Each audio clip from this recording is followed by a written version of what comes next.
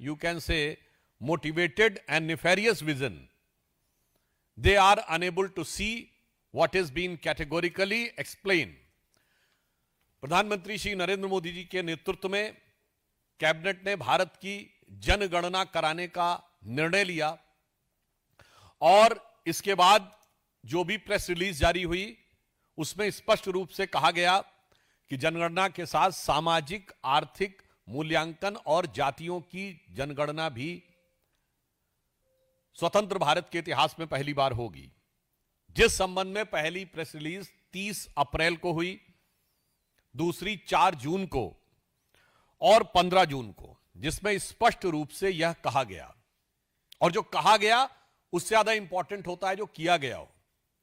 बिहार में 2022 में हमारी ही गठबंधन सरकार ने जातिगत सर्वेक्षण करने का निर्णय लिया था, परंतु वो पार्टी जिसने स्वतंत्र भारत में जातिगत गणना रुकाने का निर्णय लिया था, 1951 में किसने रोका था? जिसने पिछड़ों के हक को मारने के लिए काका कालेलकर कमेटी की रिपोर्ट नहीं जारी होने दी, मंडल की रिपोर्ट नहीं जारी होने दी, वो अचानक आज आकर जो कहने का प्रयास करते हैं और जो लिखा हुआ भी है उसको नहीं पढ़ पाते हैं। मुझे लगता है इसके द्वारा उनकी राजनीति का तत्व सामने आ जाता है। अब मैं बताना चाहता हूं, प्रधानमंत्री मोदी जी के नेतृत्व में भारतीय जनता पार्टी और एनडीए की सरकार का विचार क्या है। हम कहते हैं सबका विश्वास, सबका प्रयास। अब इसीलिए हमारी सरकार जिस विषय को लेकर सामाजिक सांस्कृतिक सर्वेक्षण, सामाजिक और आर्थिक सर्वेक्षण और जातिगत जनगणना कराना चाह रही है, उसके पीछे हमारा उद्देश्य है सभी जातियों की पहचान, सभी जातियों को सम्मान और सबसे पिछले छोर पर खड़ी हुई जातियों का उत्थान। मगर जो इंडिया गठबंधन और कांग्रेस की सोच क्या है? केवल अपने अपने परिवार का उत्थान और उसके लिए जातियों में घमासान। हमारी सोच और उनकी सोच में एक मूलभूत अंतर है। हम सभी जातियों की पहचान, उनका सम्मान और उनके उत्थान के लिए समर्पित हैं। ये अपने परिवार को सारा मिष्ठान, उसके लिए सब वर्गों में हो जाए घमासान, ये उससे ज्यादा प्रेरित है। ऑन द टेक्निकल एस्पेक्ट मैं कहना चाहूंगा, इतने लंबे समय तक सरकार में रहने के बाद कम से कम कांग्रेस पार्टी को टेक्निकल इश्यूज समझने चाहिए। जातिगत जनगणना का नोटिफिकेशन केंद्र के द्वारा होता है। राज्य जातिगत जनगणना कर ही नहीं सकते तो किस राज्य के नोटिफिकेशन को दिखा रहे हो? वो केवल सर्वे कर सकते हैं। सर्वे को नोटिफाई करने का प्रोसीजर अलग है, उसका स्टैच्यूटरी प्रोसीजर नहीं है, गवर्नमेंट ऑर्डर है। जातिगत जनगणना केंद्र के द्वारा की जाती है, उसका स्टैच्यूटरी प्रोसीजर है, followed by the government order है। और वैसे देखिए, ये स्वयं जिस तेलंगाना राज्य का उदाहरण दे रहे हैं, पहली बात तो वहां सर्वेक्षण हो रहा है, सेंसस नहीं, स्पष्ट समझना चाहिए। गणना नहीं हो रही है, सर्वे हो रहा है। दूसरा, जिस राज्य का उदाहरण दे रहे हैं वहां के मुख्यमंत्री तो अभी बोल रहे हैं, उनका आज ही का बयान आया है कि पैसे की कमी हो गई है, कल्याणकारी योजनाओं में देने के लिए पैसा नहीं, और ये पहली बार नहीं हुआ है। ये कांग्रेस की खटाखट योजना ने जो किया है, पहले हिमाचल प्रदेश में खटाखट सारा खजाना सफाचट, उसके बाद आई यही चीज हुई हरियाणा, उस कर्नाटक के में, हिमाचल के बाद खटाखट वहां भी स्थिति हो गई खराब। अब सेम चीज तेलंगाना में आती जा रही है। यानी यह साफ दिखाई पड़ रहा है कि कांग्रेस जहां जहां सत्ता में आती है, इनका खटाखट मॉडल देश के विकास के लिए एक बड़ी चुनौती बनता हुआ जा रहा है, क्योंकि ये समग्र आर्थिक विकास को ध्यान में रखकर नहीं विकास करते। हमारे राज्यों में यदि कल्याणकारी योजनाएं काम कर रही हैं, उसके साथ साथ राज्य में नए संसाधनों का भी संचय उसी दृष्टि से हो रहा है। इसलिए मैं एक पंक्ति में कहना चाहूं, जहां जहां ही कांग्रेस आई वहां वहां आर्थिक दृष्टि से हो गई तबाही। और यह उदाहरण हिमाचल, कर्नाटक और उसके बाद तेलंगाना में दिखाई पड़ रहा है। इसलिए मैं कांग्रेस पार्टी से स्पष्ट रूप से कहना चाहूंगा कि आप वो पार्टी हैं जो जातिगत आधार के ऊपर इस देश में एक दूसरे से लड़ाकर अपनी राजनीतिक रोटी सेकना चाहते थे। ये वो पार्टी है जिनके समर्थकों ने कभी, याद करिए, बिहार में एक दौर में नारा चलता था, भूरा बाल निकाल रहा हूं, ये 4 जातियों का प्रतीक था। परवल 4 का प्रतीक था। एक दौर में किसी का नाम लेके कहा जाता था, फलाना खाएगा हलवा और ढिमाका खाएगा बलुआ। तो वही कांग्रेस में किसी जमाने में अजगर यूज हुआ।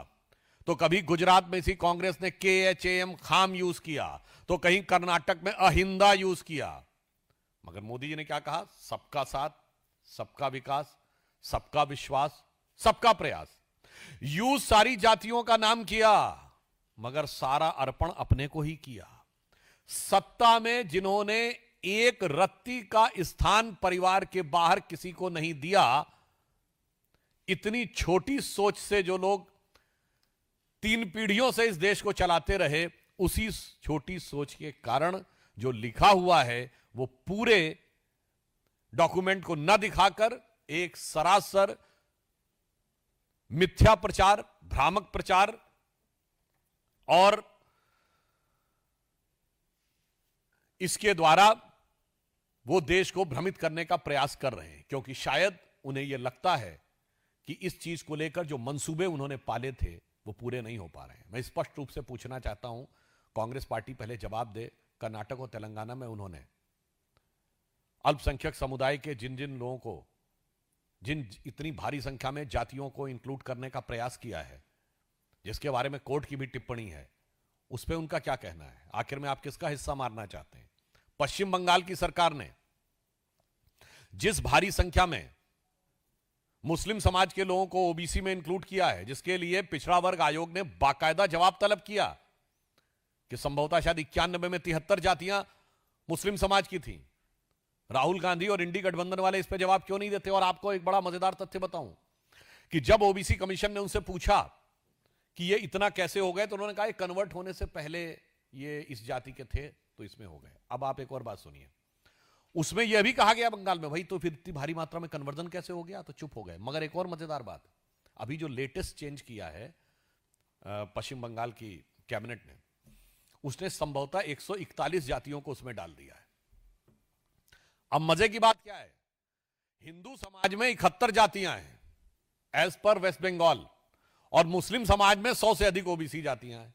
भाई अगर कन्वर्ट होने से पहले थे 71, तो ये कन्वर्ट होने के बाद 71 से ज्यादा कैसे हो गए?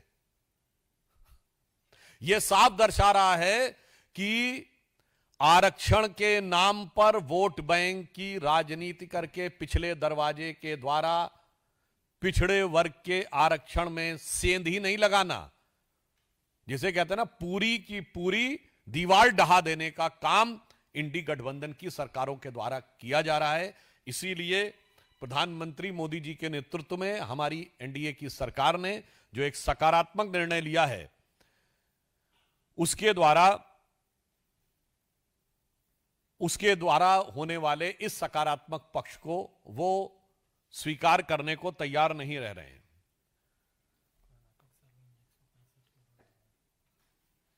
वैसे कर्नाटक में सर्वे में उन्होंने 165 करोड़ रुपए लगाए हैं और आप कह रहे हैं रीसर्वे कराएंगे।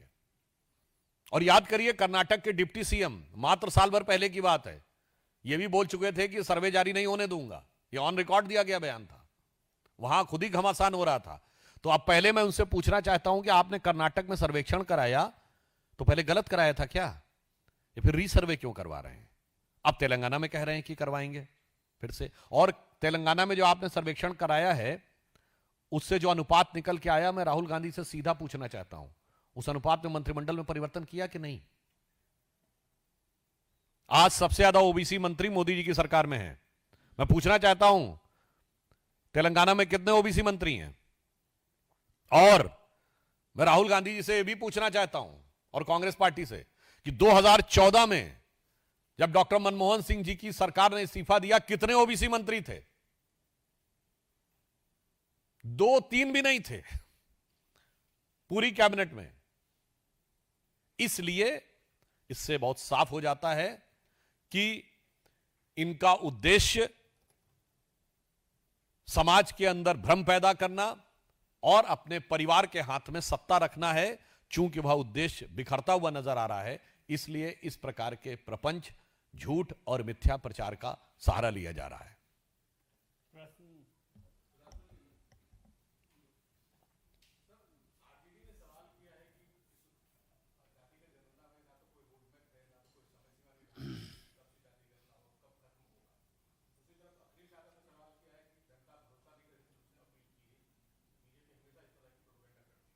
देखिए, जहां तक तिथि की बात है, स्पष्ट रूप से सरकार के द्वारा किया गया कि पहला चरण अक्टूबर 26 से होगा, दूसरा वाला चरण मार्च 27 से होगा, क्योंकि जिन राज्यों में बर्फ गिर जाती है दिसंबर के आसपास सर्दी ज़्यादा पड़ती, वहां पे नहीं होगा। और जहां तक श्री लालू प्रसाद यादव जी और अखिलेश यादव जी की बात है, मैं उनसे पूछना चाहता हूं, आपने अपनी पार्टी में बाकी गणना छोड़ी, अपनी जाति की गणना बताइए।